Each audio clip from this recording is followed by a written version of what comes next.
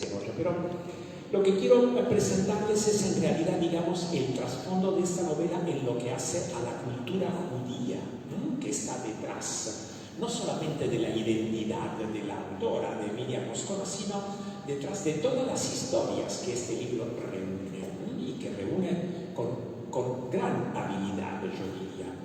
Bueno, quiero comenzar simplemente citando lo que dijo hace muchos siglos en la España del siglo XII, porque en realidad podríamos decir que la historia del libro de Miriam Moscona empieza en la España, ¿no?, en Sefarad, en esa España que en el año 1492 vio la expulsión de los judíos después de la reunificación de la península ibérica por parte de los reyes católicos. Ahí está, yo diría, el inicio ideal, ¿no?, de este libro.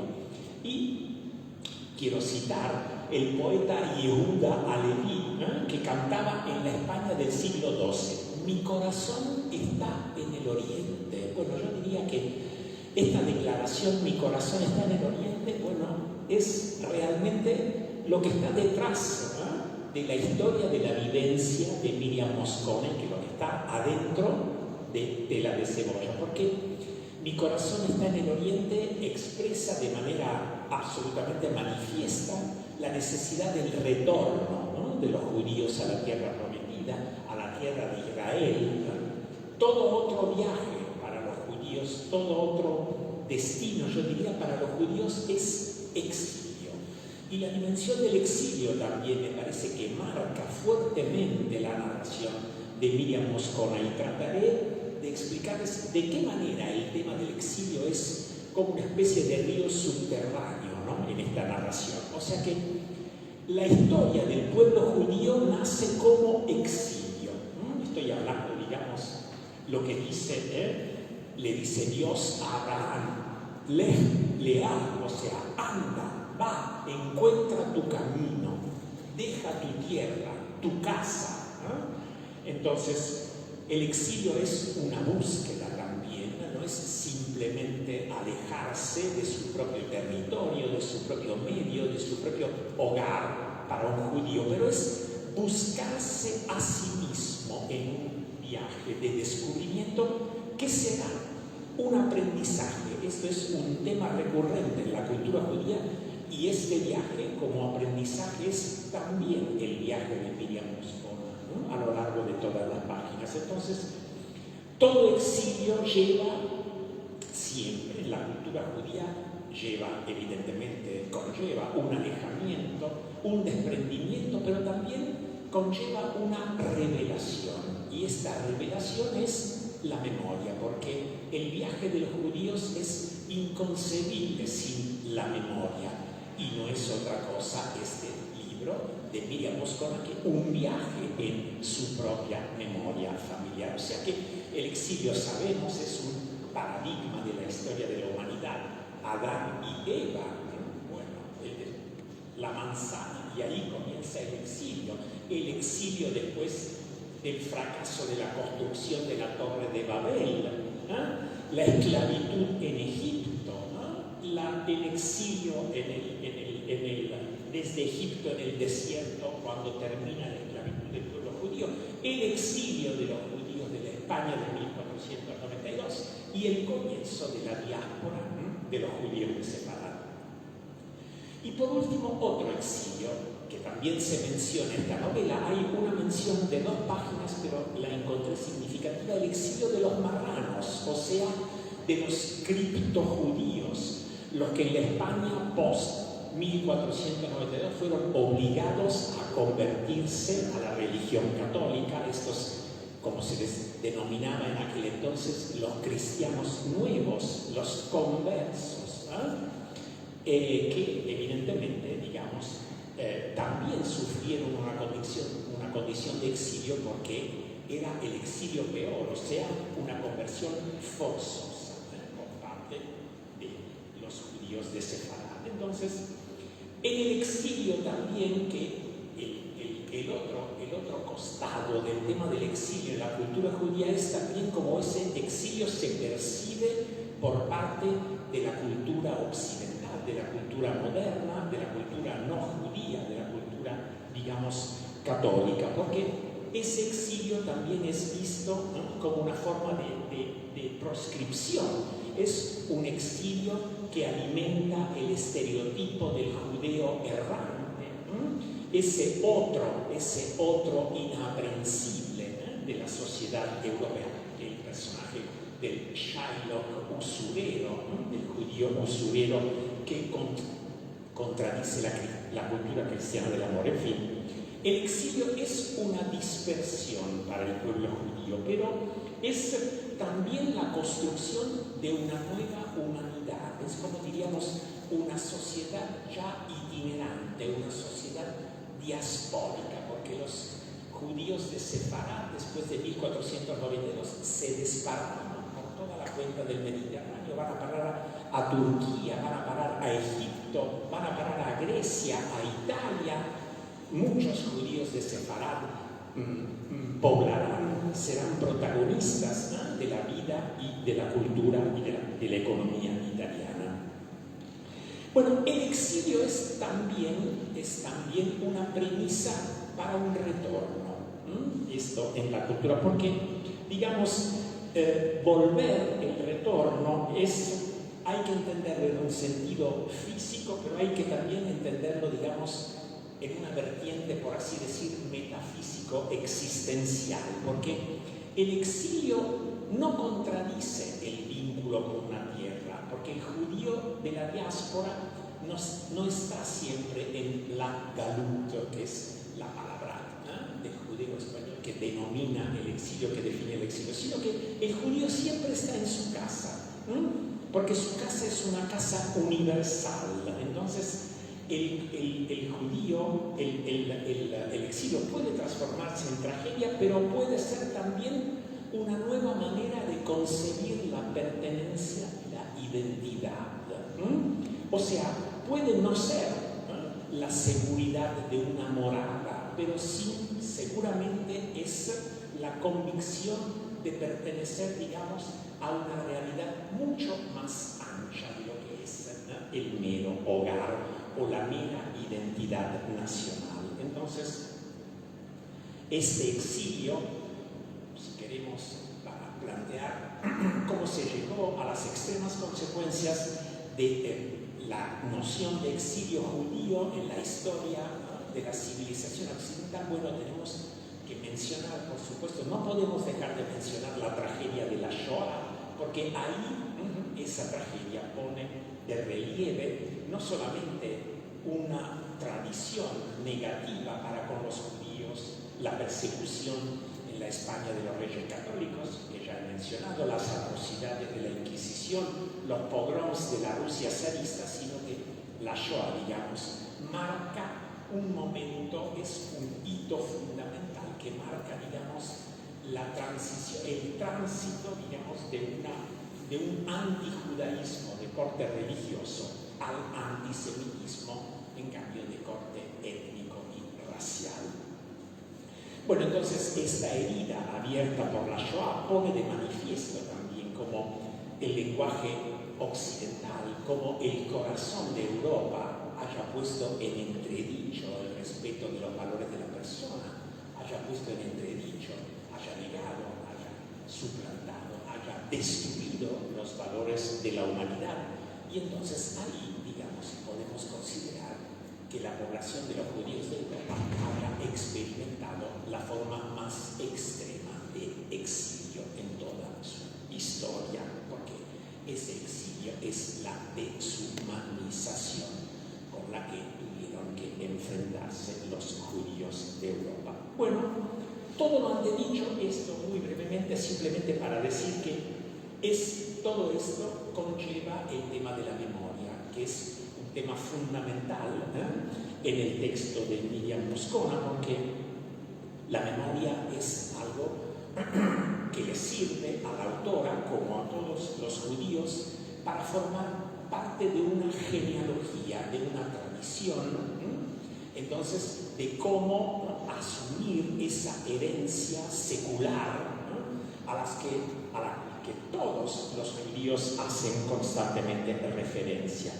Y en el viaje geográfico que lleva a cabo Miriam, digamos, la memoria, o en todo caso, la lengua, que es el judeo-español, yo diría que representa como una guía, como un pasaporte, es el judeo-español, que permite a la autora de cruzar las fronteras de Grecia, de Turquía, de Bosnia, del área balcánica de Europa.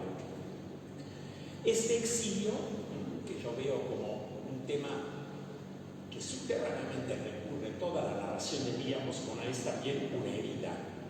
Y es una herida que no se cura, como todas las verdaderas heridas, porque esta herida es la herida de la nostalgia, es la herida de las raíces truncas, de las raíces que no se pueden encontrar, porque a veces el viaje de Miriam es un viaje exitoso y otras veces no, porque nos lleva a una conclusión.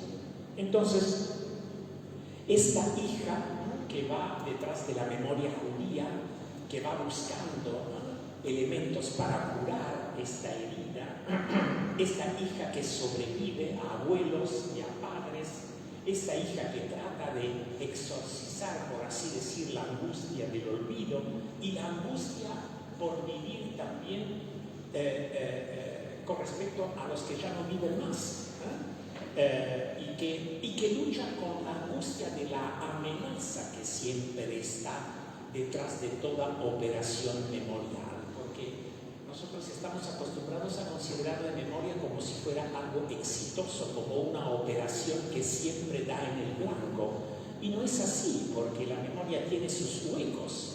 Lo que se encuentra, y también se encuentra en Miriam Moscona, a través de la rememoración, son simplemente huellas, no son datos definidos, son elementos que se captan, ¿no? Que se imaginan, que se fantasean también. Entonces, y todo esto podríamos decir que no logra conformar una memoria. Así que esta narración errática, esta manera de buscar raíces, ahí está, digamos, la poética de Miriam Moscona. La rememoración, el recuerdo, ustedes saben que el recuerdo es un mandato insoslayable de la cultura judía, es el mandato, yo diría, más imperioso de la ley judía. Esto nos da cuenta de cómo la autora esté, en mi opinión, estrechamente vinculada a la condición judía. Yo diría que este imperativo memorial a recordar se hace vehículo de la escritura, da lugar a esta autoficción donde Miriam se representa a sí misma también como personaje de su propia narración. Y es, yo diría, no tanto una operación literaria como una operación, digamos, una forma de vida, porque escribir es revivir, vivir otra vez en esta narración.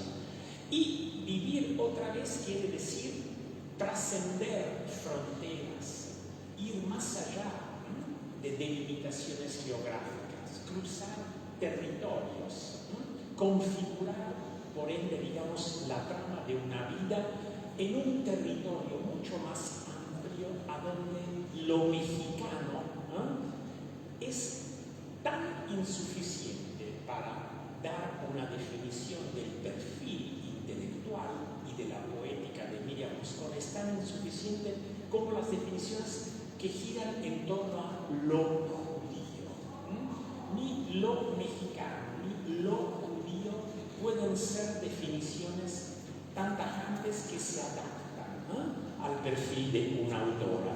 Yo diría que podemos ver la narración de Miriam de otra forma. Ser mexicana y ser judía al mismo tiempo le permite a Miriam Moscona de vivir en un territorio híbrido, en el territorio de la hibridez, que no reconoce límites y que no reconoce fronteras, porque su ficción justamente pone énfasis en el pasado para cuestionar las identidades fijas, las identidades que quieren encerrarse en los ámbitos y los límites geográficos. Pero esta búsqueda, en todo caso, da lugar al encuentro con una genealogía que es una manera de autorreconocerse. Me parece que yo termino con esto y ya está bien. Muchas gracias.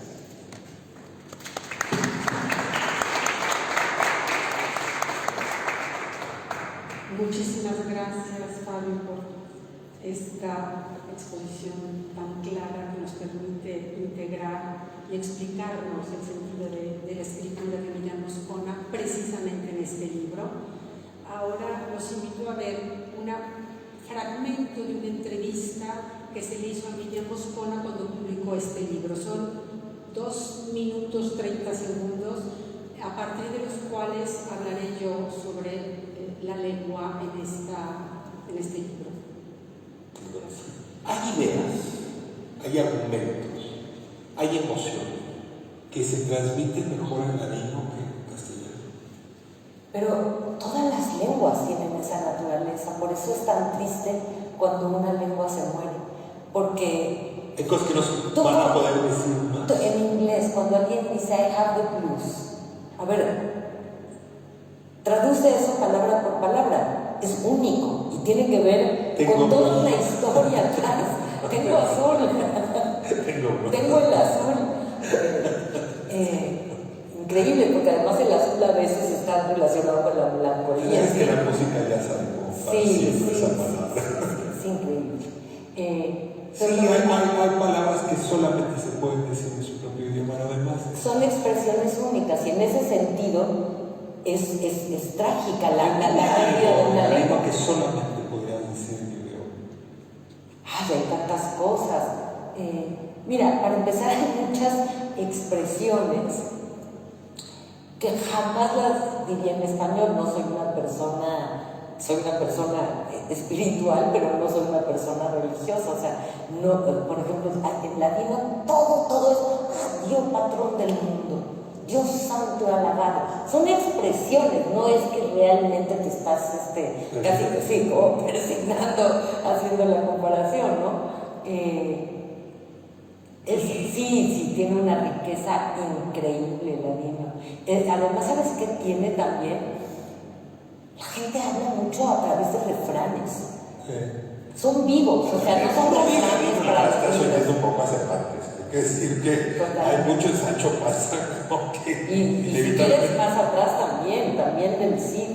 Es increíble. Yo digo que es muy pocas lenguas. Es un viaje al abuelo del castellano, al padre del castellano. Exacto. Y al mismo tiempo es el español niño. Por eso yo siempre digo que, por un lado, es la infancia de mi lengua más que la lengua de mi infancia. Las canciones de cuna.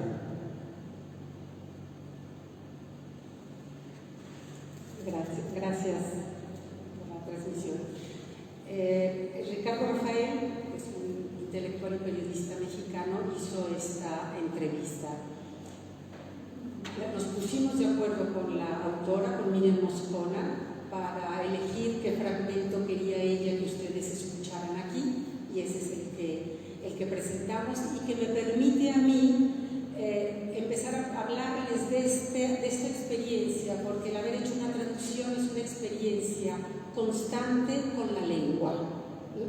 Entonces, yo veo y considero que Tela de Cebolla es una lengua en movimiento. Esto es lo que yo considero. El movimiento parece alimentar el motor de la escritura de Miriam Moscona en este libro Tela de Cebolla, que dicho sea de paso, como proyecto empezó como un proyecto de poesía. Miriam es poeta, es muy conocida como poeta, y su búsqueda, este viaje del cual hablaba Flavio, la llevó a encontrarse con tener que escribir una novela. Por otro lado, no es tan fácil, o sea, está catalogada y clasificada como novela, pero es muchas cosas. Lo decía también Alessia Casani en el video. Es uno y muchos libros, es ensayo, es ficción, es realidad, es crónica, es diario de viajes, poesía. Todo esto es Tela de Cebolla. Y además tiene otra característica muy interesante, novedosa, que creo que hay que distinguir, que es su estructura. Los aparentes capítulos se van alternando, que es la estructura que da ella este tipo de escritura y este tipo de género. Y se puede leer como uno quiera. O sea, si ustedes quieren leerlo sin respetar el orden que a nivel editorial se le da en su origen, se puede hacer, porque son fragmentos que se van uniendo y que se van tejiendo, o son como capas de esta cebolla. Esta tela de cebolla, cuyo título, y lo decía también Alesia, quiere decir el meollo del hombre es tela de cebolla, es decir, la mente come tela di cipolla. Pero también la cebolla, por ejemplo, y lo dice ella en las epígrafes iniciales, es una piccola tela di cipolla sulla ferita aiuterà a cicatrizzare e a lenire il dolore. Ese trauma vivido, la tela de cebolla es sana esa herida, ese trauma, que no es solo de Mira Moscona, sino de todas estas generaciones de judíos. Pero también la tela es un tejido, y el tejido está hecho de tramas, de hilos, y la lengua yo considero que es uno de los hilos fundamentales de esta novela. Y este movimiento que es la lengua, hilo indispensable para tejer la novela, es de diferentes tipos, desde mi punto de vista. Puede ser externo, interno o alterno. ¿En qué sentido lo digo? Externo es el movimiento del desplazamiento físico y geográfico en ese viaje que hace Mira Moscona de México a Bulgaria, camino hacia atrás, en busca de las huellas familiares necesarias para intentar construir una biografía, para trazar las líneas de las generaciones que la precedieron. Empezando por sus padres, a quienes dedica el libro, y enlazando la misma dedicatoria a las generaciones que le siguen, es decir, a su hija Natalia y a sus nietas Dana y Mila, che scoprirono la cebolla prima ancora di esistere. Una dedicatoria que existe solo en la traducción italiana, por eso también lo digo en italiano.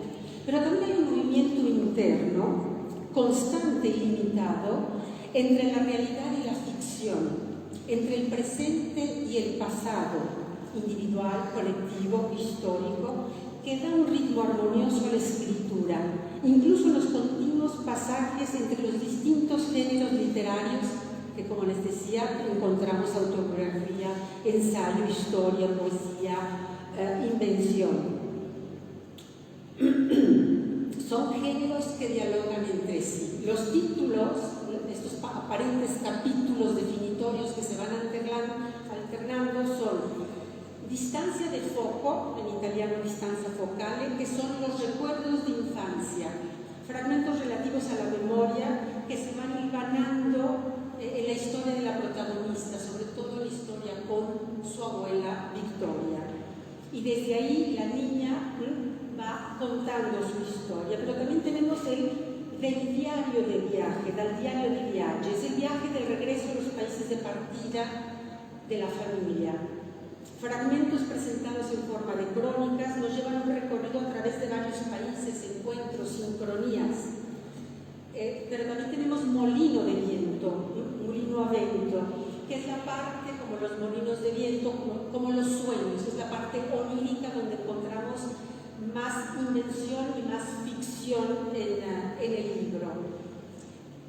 Pisapapeles, fermacarte, es algo que fija, ¿no? Como cuando ponemos un objeto, como es el pisapapeles, que nos detiene los papeles, detiene la historia, detiene la información que he ido investigando para presentar. E engloba varios ensayos históricos y reflexiones precisamente sobre el ladino. Son datos duros sobre la cultura alrededor de la cual se entreteje esta narración.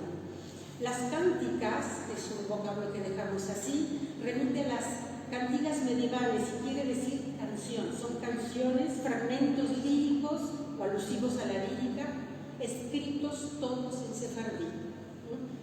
Y evidentemente ustedes encontrarán la traducción que dejamos en lengua sefardí y al lado la traducción en italiano.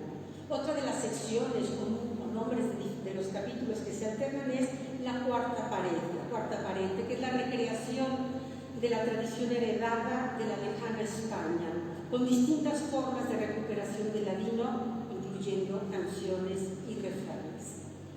Otro de los movimientos de esta lengua es alterno. Es el movimiento de la lengua en cuanto a materia de la escritura, el español moderno y el ladino judeo-español o judeo-español. Mantienen un diálogo continuo que refleja su relación, cuyas raíces, lo hemos visto, se remontan al siglo XV con la expulsión de los judíos de España. Este diálogo entre lenguas mantiene también un ritmo que escuchamos como una música antigua que evoca, y lo decía en la entrevista la misma Miriam, evoca la infancia del español. Esos arcaísmos peninsulares que no son tan familiares, por ejemplo, a los mexicanos en el registro rural, cuando escuchamos a los campesinos con el ancina, desdendenantes, una serie de expresiones en que nos reconocemos que son arcaicos, que tienen relación con el sefardí y que se han mantenido, porque sabemos que ahí, en lugares más apartados, la evolución del léxico es mucho más lenta, se contamina mucho menos.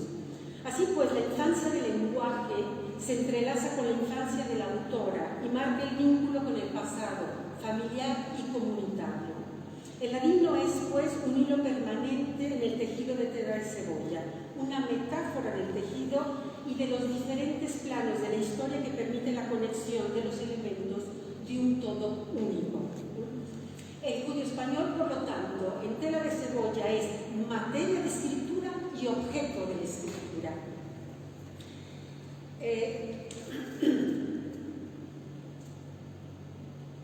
No quiero alargarme mucho. Es el pisapapeles, el termacarte, donde la lengua sefardí es no solo materia sino objeto de escritura, la historia y el contacto con otras lenguas, el destino determinado por el exilio y luego por los campos de exterminio en los que se elimina junto a los judíos la lengua que hablan estos judíos.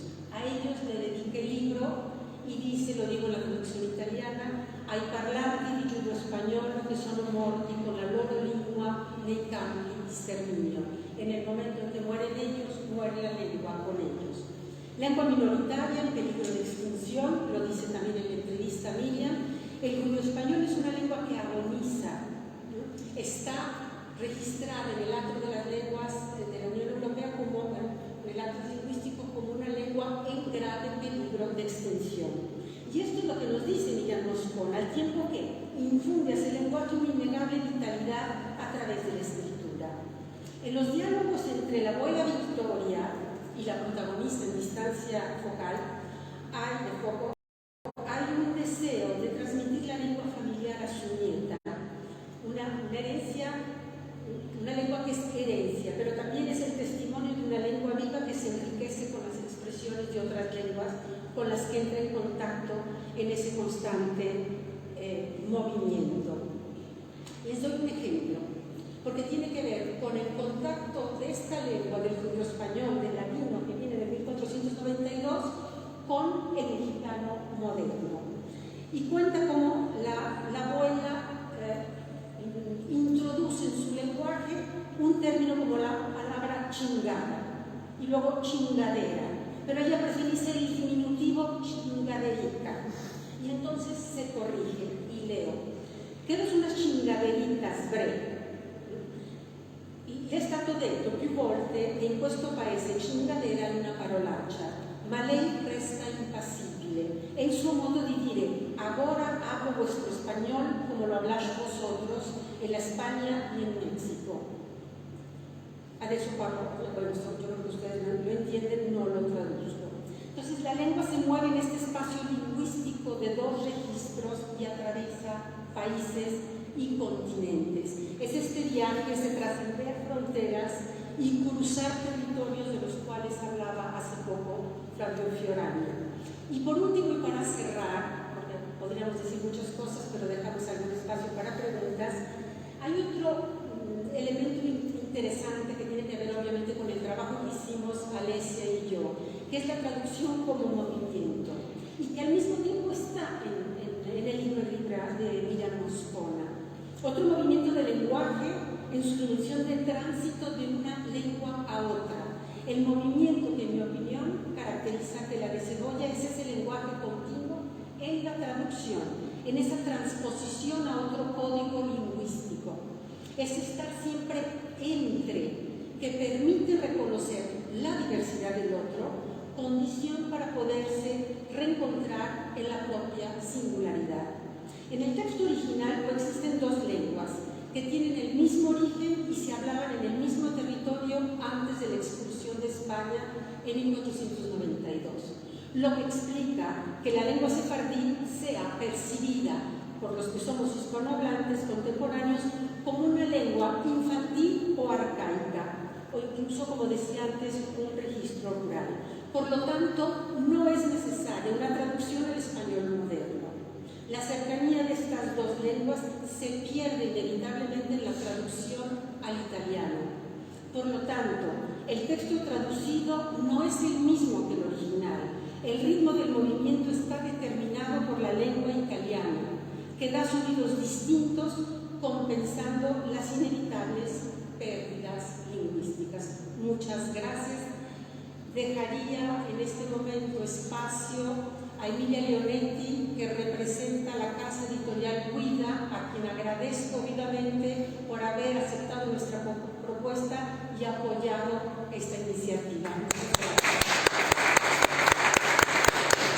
No, aspetta, adesso in piedi tanto poco, parlo veramente pochissimo dopo.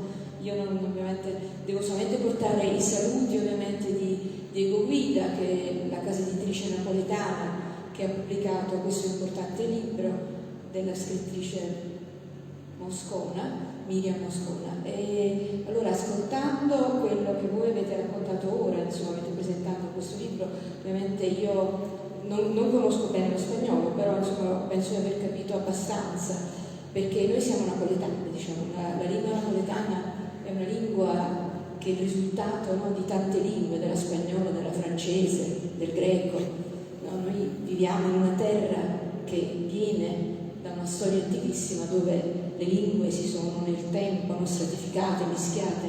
Quindi io in qualche modo ho visto in questa scelta che è capitata, no, che in questo libro importante sulla lingua, ma non solo sulla lingua, no, sulla storia di persone, di famiglie, no, perché si intrecciano in questo libro storie di madri, di nonne, di geni di famiglie che nel tempo, no, si sono incontrate, si sono raccontate la loro vita, anche ricordando appunto questa lingua originale che poi si stava perdendo nel tempo, quindi l'importanza di riportare in vita una lingua così fondante come questa, di un popolo che appunto è errante, no, come il popolo ebreo.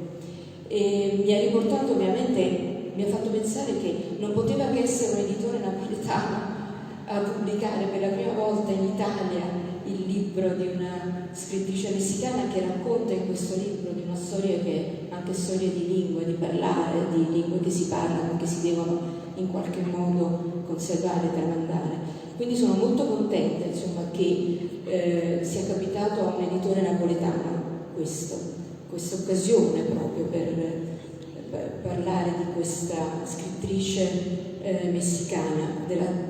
E mi ha colpito molto quello che voi avete detto prima, no? Che la lingua è qualcosa che è in movimento, la lingua è in movimento, allora e che la lingua porta la memoria del passato, che collega mondi, passati, contemporanei. Il napoletano è proprio questo, no? È una lingua che è continuamente in movimento, è una lingua musicale, è una lingua che ricorda, che è il presente, ma che si collega in maniera fortissima a tutto il suo passato e a tutta la sua storia. Quindi, diciamo, io sono contentissima, vi ringrazio di questa occasione che ci avete ovviamente offerto, e voglio solamente ricordare una cosa: Guida, l'editore Guida, è un editore che a Napoli sta rilanciando moltissimo la lettura, i libri, il valore dell'editoria in una realtà molto difficile come quella meridionale, dove non è facile essere editori, dove però gli editori rappresentano, come il libro rappresenta, un presidio importante di civiltà e di cultura. E quindi, insomma, oltretutto già da 3 anni l'editore Guida ha promosso insieme ad altre 2 case editrici napoletane una festa del libro che si tiene ogni anno per 3 giorni a Napoli. L'ultimo si è tenuto a Palazzo Reale, perché è un importante monumento storico della città, quindi io spero che la prossima edizione, che si terrà ovviamente nel 2022, possa essere l'occasione per invitarvi, far venire eventualmente, non so se la scrittrice potrà venire, o comunque venire voi a Napoli per stringere ancora di più questi legami tra il Messico, Napoli e insomma la cultura internazionale che in qualche modo è presente, no? in noi, in questa storia del libro, e tutti noi che siamo qui oggi a Book City, ovviamente Milano. Grazie. Grazie mille per questo. Ringrazio tantissimo, così come ringraziamo tutti i presenti.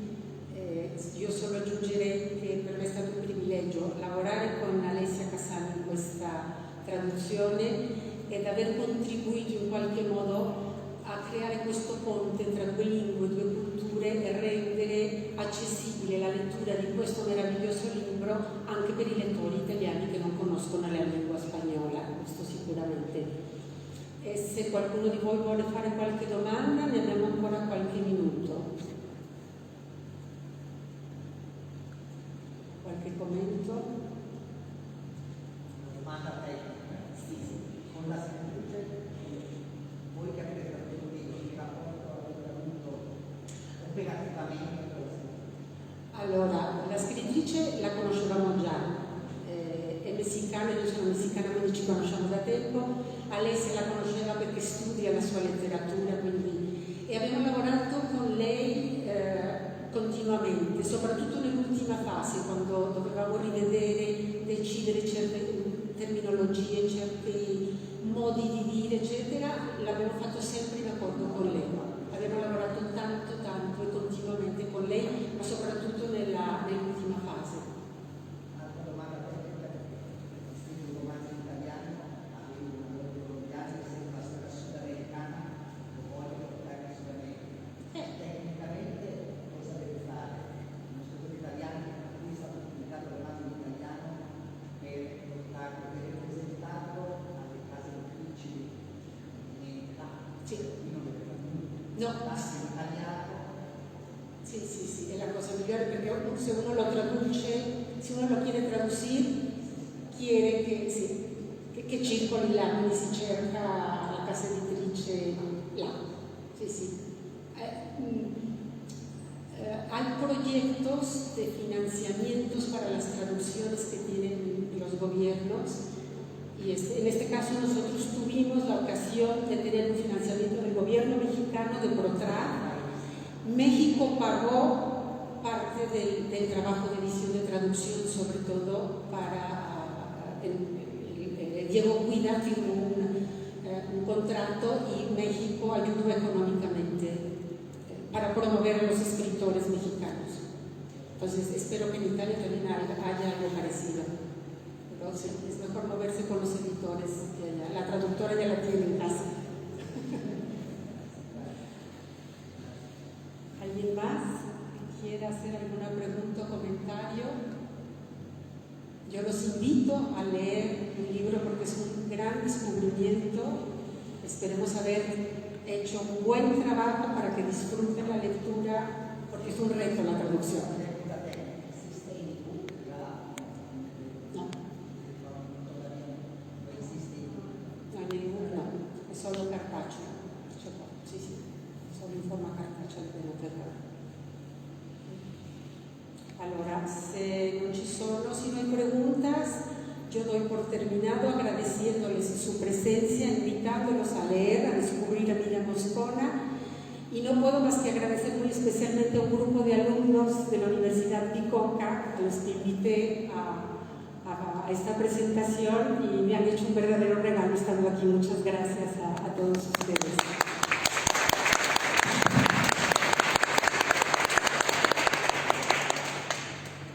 Nuevamente quiero felicitar muy en particular a Ana María González Luna, porque pues es una mexicana que por amor migró hace muchísimos años a Italia y ella nunca dejó de perseguir sus sueños, y de desarrollar su vida profesional, llevando el idioma español como profesora en la Universidad Bicocca y transmitiendo una forma de lenguaje, hablando de lo que es la expresión y la traducción del español como lo conocemos en México y no del español de España, que es el que está más difundido en Europa.